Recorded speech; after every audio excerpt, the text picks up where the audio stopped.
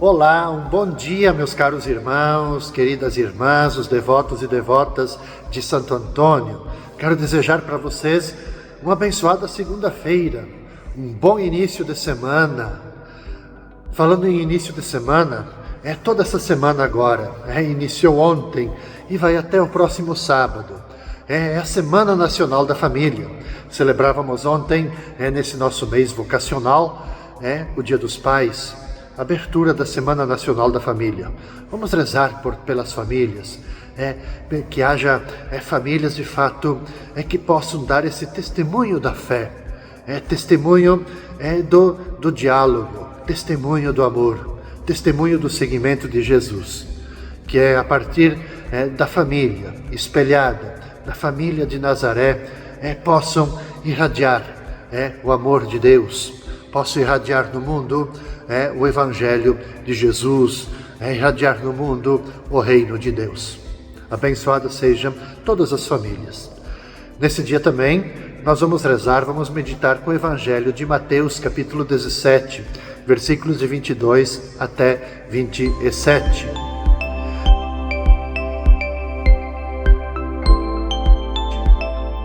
Quando Jesus e os seus discípulos estavam reunidos na Galileia, ele lhes disse: o Filho do Homem vai ser entregue nas mãos dos homens.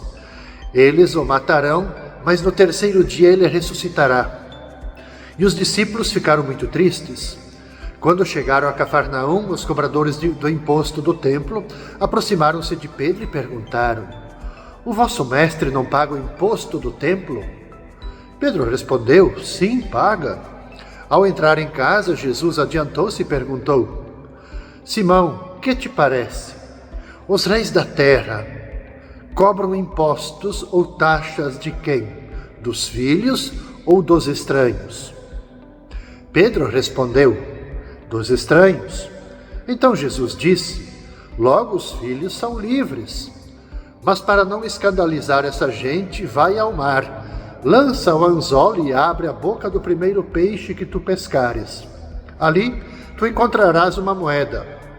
Pega então a moeda e vai entregá-la a eles, por mim e por ti. Caros irmãos, queridos devotos e devotas, o pagamento do imposto do templo permitiu a Jesus assumir uma atitude de prudência missionária. Diante da tradição religiosa, era possível assumir duas atitudes. Primeiro, observar a religião rigorosamente, submetendo-se a ela sem questioná-la, mas sem reconhecer o seu verdadeiro sentido. Ou então, mostrar-se livre diante dela, desconhecendo-a como se carecesse de sentido. Jesus, ele prefere pagar o imposto. Ele não quer escandalizar as pessoas e nem as tornar resistentes à sua proposta. O reino, que ele anunciava, o reino que ele ajudava a construir. Então Jesus deixa aberta a possibilidade de um dia aquelas pessoas, a começar pelos cobradores, acolherem o reino e descobrirem, claro, a relatividade do templo e do respectivo imposto. Não é preciso ir ao templo para encontrar o Pai. Ele se encontra no íntimo de quem o adora, com sinceridade. Por isso que Jesus ele deixa claro que não apoia uma sociedade injusta, onde os grandes têm privilégios à custa dos pobres, e os impostos abusivos e opressores. O que faz Jesus? Ele denuncia a exploração e se serve da generosidade da criação, no caso aqui citado no Evangelho, peixe, e satisfaz a exigência da lei. O que diz no final do Evangelho?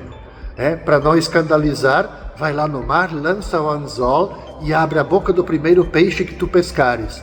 Ali você vai encontrar uma moeda. Jesus fala para Pedro: pega então essa moeda e vai entregá-la a eles por mim e por ti.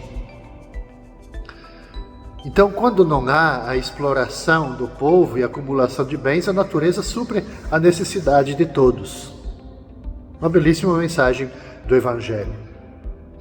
Agora, há mais uma grande celebração, solenidade, festa hoje. Vocês acharam que eu tinha esquecido, né? Porque no início eu falei só do dia dos pais, da Semana Nacional da Família, o meu comentário do Evangelho, mas não podemos esquecer hoje, 11 de agosto, é Santa Clara de Assis. Grande festa, grande solenidade das Irmãs Clarissas, que os freis ali no santuário atendem, lá em Braslândia. Festa muito importante para nós franciscanos. Então, junto com todas as Irmãs Clarissas, queremos celebrar, fazer a nossa prece pelas Irmãs Clarissas. Aliás, Santa Clara, ela tem uma famosa frase numa das cartas que ela escreve para a irmã, a Inês de Praga. O que ela diz numa das cartinhas? Uma frase bonita, um pensamento bonito que deve ser inspiração para a gente.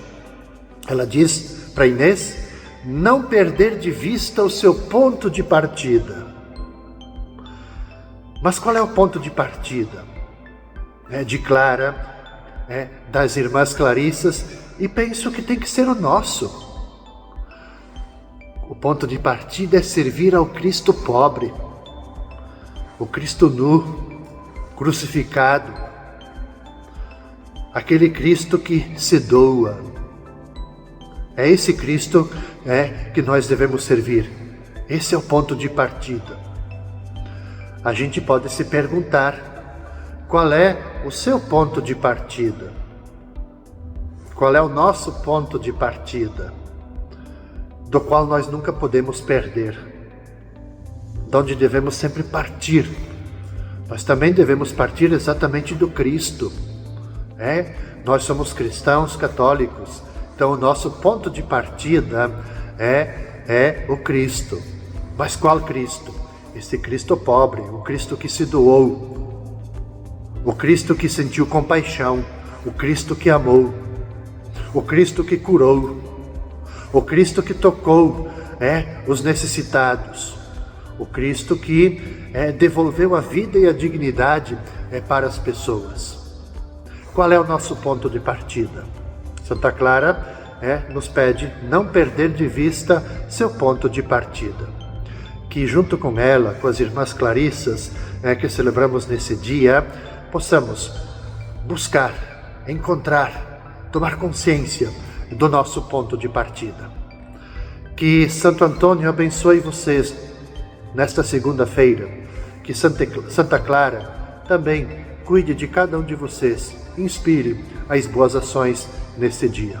Paz e bem, até amanhã.